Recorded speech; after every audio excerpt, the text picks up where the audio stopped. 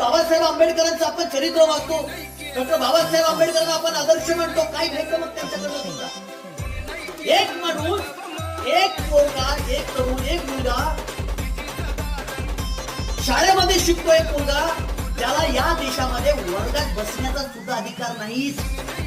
एक शाळेतला मुलगा त्याला वर्गात बसण्याचा अधिकार नाही. त्याच्या बसल्याने सुद्धा मुलं वाटतात, म्हणून तो विद्यार्थी वर्गाच्या बाहेर बसतो. वर्गातून गुरुजी काय शिकवतात बाहेरून ते बघतो, ते विद्या ग्रहण करतो. अरे ज्या दिवशी शाळेतला चपराची येत नाही त्या दिवशी डॉक्टर आंबेडकरांना पाणी पाजणार सुद्धा कोणी नाही, कारण त्यांच्या स्पर्शाने तिथला पाण्याचा माठ सुद्धा वाटतो.